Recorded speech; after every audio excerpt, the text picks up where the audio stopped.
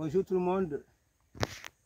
Ici, nous sommes au village de Sotokoy, dans la commune de Kataba 1, arrondissement de Kataba 1, département de Bignona, région de Ziguinchor, en Basse-Casamance, au sud du Sénégal. Je m'appelle Lansana Goudiaby, le président directeur général de Acidis Universel.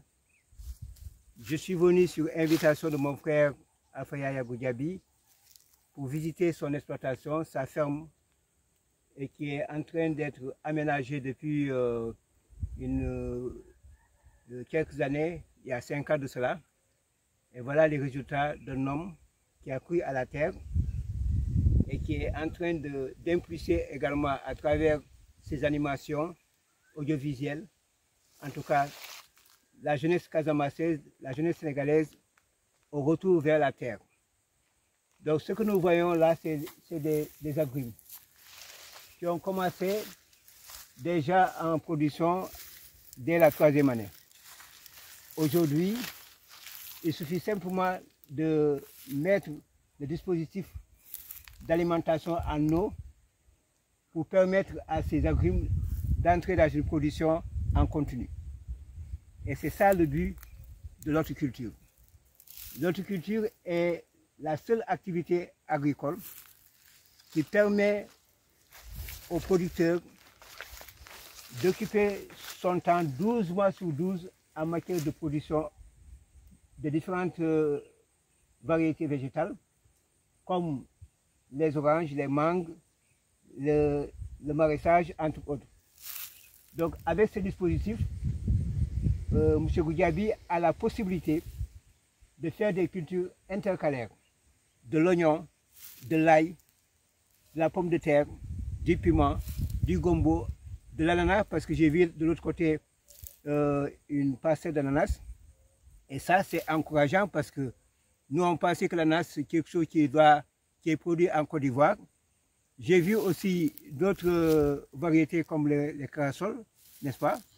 Le passiflora, l'avocatier. Donc, c'est des variétés qu'il faut encourager dans l'aménagement horticole. Donc, c'est le lieu de constater que nous sommes en zone des fermiers horticoles de la Basse-Casamance. Dans le Fogny-Combo, beaucoup de jeunes très actifs, très engagés et bien expérimentés maintenant dans l'activité horticole se sont installés en fermier sur 1 hectare, sur 2 hectares, sur 3 hectares, en moyenne 4 hectares, et qui sont en train de faire un travail extraordinaire. Les autorités agricoles, le ministère de l'Agriculture et en l'occurrence la direction de l'horticulture, doit faire un clin d'œil dans cette zone parce que le grenier agricole ou horticole de la Casamance, nous sommes dans son bassin. Et par conséquent, j'invite le directeur de l'horticulture à faire une descente pour voir les efforts consentis dans ce domaine. Mais surtout la DRDR, parce que c'est un domaine donc, relevant de la direction de l'agriculture. Par conséquent, là où il n'y a pas une antenne de la direction de l'horticulture, la DRDR prend le relais, y compris en cadre, pour accompagner les producteurs, mais surtout les projets qui interviennent en Casamance. Il y a beaucoup d'aménagements hydro-agricoles, mais qui s'intéressent uniquement au bassin versant des vallées. C'est très bien, parce que dans les vallées, on peut faire aussi du maraîchage, on peut faire la riziculture et d'autres. Mais il est bon aujourd'hui d'apporter un appui consistant, structurant, pour renforcer les initiatives de développement en horticulture par des aménagements, des infrastructures comme les forages d'une grande capacité qui permettent d'alimenter en même temps tous les fermiers installés dans une zone, dans un périmètre bien donné. Et cela, c'est pas compliqué. Que de laisser les individus faire autant d'efforts pour avoir des puits, c'est très bien parce qu'ils ont une autonomie avec le solaire, avec les systèmes d'irrigation goutte à goutte qui sont en train d'installer. Mais ça demande aussi que les fermiers s'organisent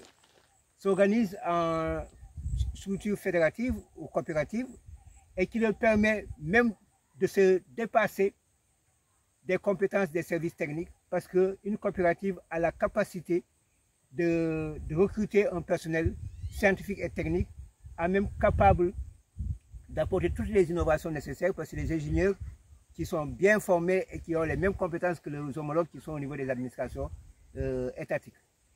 Mais aussi au maire de la commune de Kataba 1, c'est un défi à relever.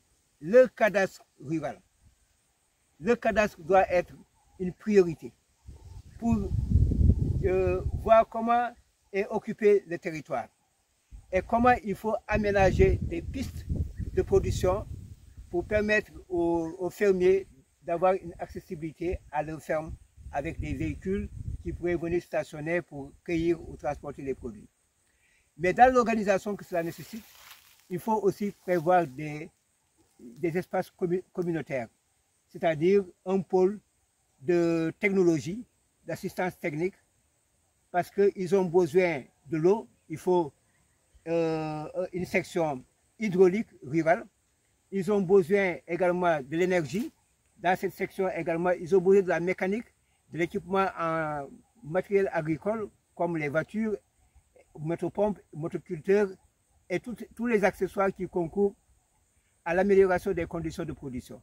Ils ont besoin aussi de matériel pour les récoltes et le tri des produits, le conditionnement. Donc tout cela demande une bonne organisation, mais il faudrait que la commune, le conseil départemental, s'agrège dans leur politique de développement local ou territorial pour accompagner cette belle dynamique d'initiative individuelle en organisant les acteurs locaux, en encadrant les acteurs, en équipant ou en assurant les aménagements nécessaires, en développant des partenariats parce qu'il faut créer des liens de marché et jusqu'à la transformation. Donc aujourd'hui, je suis très content, mon frère Yaya Goudiaby, de l'invitation. J'ai visité pas mal de jardins, mais je vous encourage. Vous êtes sur la solution. Et donc, continuez à persévérer et nous allons apporter en arrière-plan tout l'accompagnement nécessaire pour permettre aux gens de mieux s'organiser et de mieux pérenniser les systèmes de production horticole. Moi, j'encourage l'horticulture. La riziculture, c'est très bien. La culture de l'arachide, c'est très bien, du mil et autres, donc des céréales et des oléagineux comme l'arachide. Mais l'horticulture, c'est la seule activité de l'agriculture qui garantit aux producteurs une production en continu. Même ici, en contre-saison, vous pouvez faire l'arachide, vous pouvez faire le maïs, vous pouvez faire le riz, vous pouvez faire autant de spéculations. Par conséquent, encourageons l'installation de ces espaces, de ces entreprises agricoles qui permettent non seulement d'embaucher des jeunes qui sortent des centres de formation, des ingénieurs, des ouvriers agricoles, des techniciens, mais aussi de déclencher l'industrialisation et la commercialisation. Aujourd'hui, 3 secteurs dépendent de l'horticulture. Le transport, pour l'évacuation des produits à liaison entre la ferme et le marché. Le commerce, donc pour la distribution des produits. Et aujourd'hui, avec l'installation des entreprises comme Auchan, je pense que aussi les Sénégalais doivent réfléchir et repenser leur mode de développement. Parce que sinon, vous allez remettre tous les produits à Auchan. Je ne fais pas la publicité, je n'attaque pas aussi non plus Auchan, mais c'est un modèle qu'il faudra essayer d'améliorer. Il y a beaucoup de choses à faire pour que les produits se trouvent dans les rayons à temps réel et à tout temps pour permettre aux consommateurs d'avoir les produits de qualité, parce que là, on ne met pas de l'engrais, on ne met pas de produits chimiques, tout est naturel, pour ne pas dire bio, parce que c'est des concepts, mais c'est une production naturelle. C'est la nature qui donne des meilleurs produits que nous avons ici et des produits sains. Et également, ça renvoie à la transformation.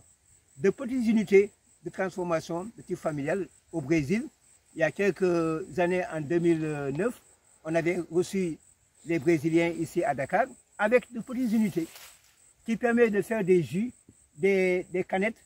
Mais une famille, une fermière comme chez Goudiaby, Yaya, il peut avoir cet équipement-là pour produire avec un label de son entreprise. Donc tout ce que les gens vont trouver sur le marché, ils verront que ça vient de la ferme de Yaya.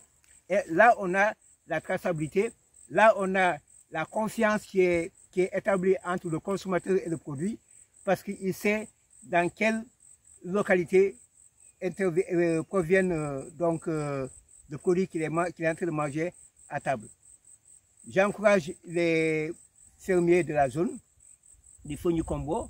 Je vous demande également de vous organiser, mais surtout de sécuriser vos exploitations. Ça veut dire qu'aujourd'hui, avec le cadastre et avec l'appui d'un géomètre, vous allez pouvoir faire des NICAD et pour sécuriser vos domaines et deuxièmement passer vers des étapes supérieures en ayant des bails, en ayant des titres fonciers, pourquoi pas, parce que vous avez besoin de traiter avec les banques, avec des entreprises, des clients commerciaux potentiels pour l'exportation. Donc tout cela demande une certaine organisation et une certaine formalisation. Donc ça demande des papiers aussi, pour ne pas que les paysans demeurent dans l'informel, comme les commerçants dans les villes et dans les villages qui sont des acteurs économiques importants dans le système, mais qui demeurent informels et qui n'ont pas malheureusement de prise en charge dans les politiques publiques en matière de développement économique et social. Donc voilà, en attendant que l'on ait peut-être un plan de développement horticole, et là, c'est le lieu d'inviter mon ami, le docteur Patrick Diatta de l'ISRA, de Guibello, avec qui on a entamé un travail de caractérisation des blocs horticoles pour voir les potentialités individuelles de chaque bloc et ses contraintes, à l'effet de pouvoir les accompagner à lever les contraintes pour aller vers l'innovation et la modernisation de leur entreprise. Et ce qui va booster les rendements, c'est ce qui va diversifier également les productions, c'est ce qui va amener les producteurs à aller en force vers la maîtrise des normes de qualité, parce qu'aujourd'hui, le marché exige la qualité du produit qui est mis en vente et qui est destiné à la consommation. Donc, tout cela demande aussi la protection des végétaux. Là, nous avons une direction qui s'occupe de la protection des végétaux. Il y a des attaques, comme on le voit ici par exemple.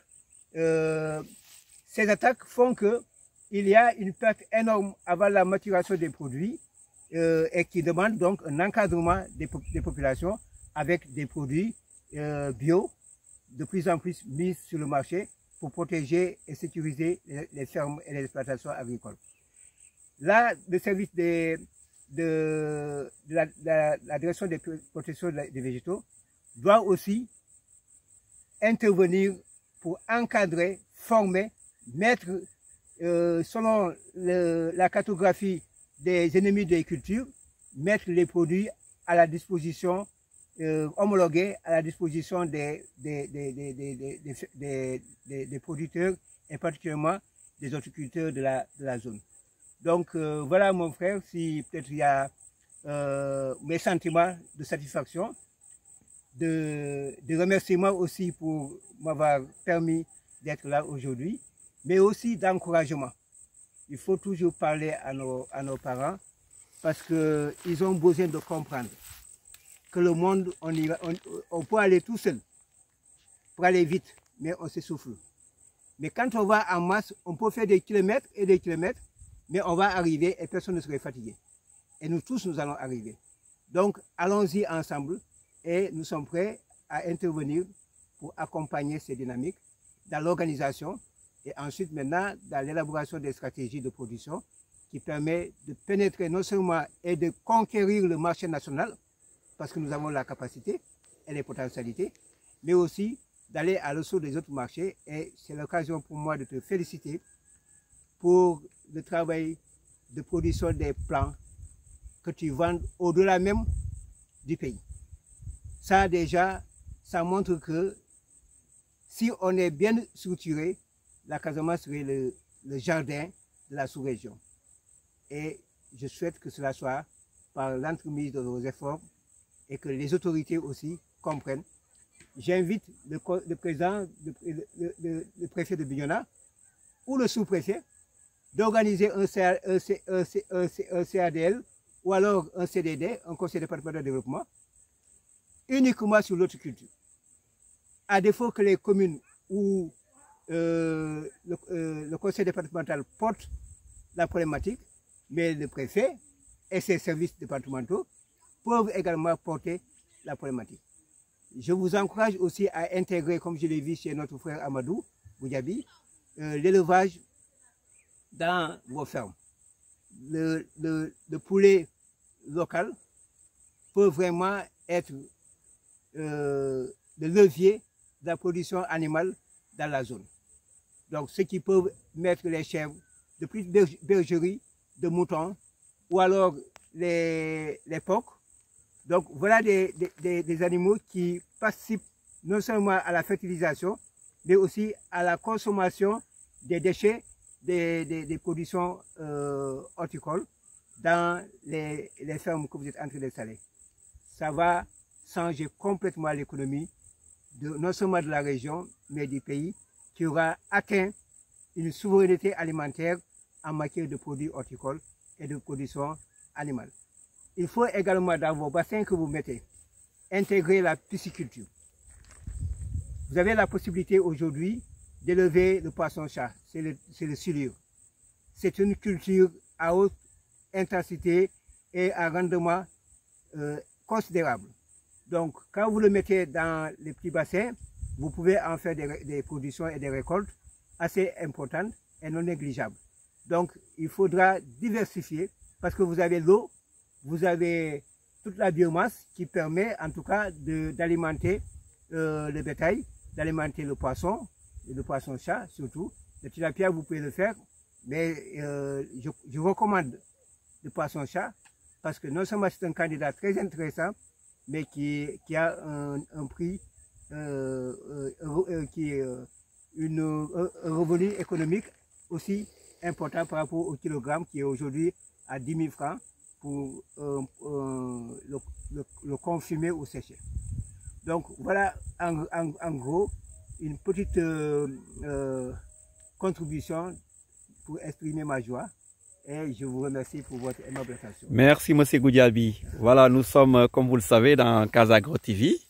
Voilà la chaîne qui vous parle du milieu rural. Donc, nous étions avec notre grand frère, l'aîné, une personne expérimentée, M. Lansana Goudiaby. Donc, je sais que vous avez aimé cette vidéo. Donc, partagez-la pour permettre à beaucoup de personnes d'avoir accès à tout ce qu'il a dit comme conseil. Voilà, donc vous avez vu, il est là, Lansana Goudiaby. Donc nous allons faire juste visiter quelques plantes et vous allez voir comment les plantes ont produit. Voilà. Donc comme vous le savez, nous sommes dans Casagro TV et mon numéro, c'est le 77 716 42 25. Voilà, mon nom, comme vous le savez déjà, c'est Yaya Goudiaby pour ceux qui viennent de découvrir nos vidéos pour la toute première fois. Et je vous dis bye bye à un prochain numéro. Au revoir, il est là.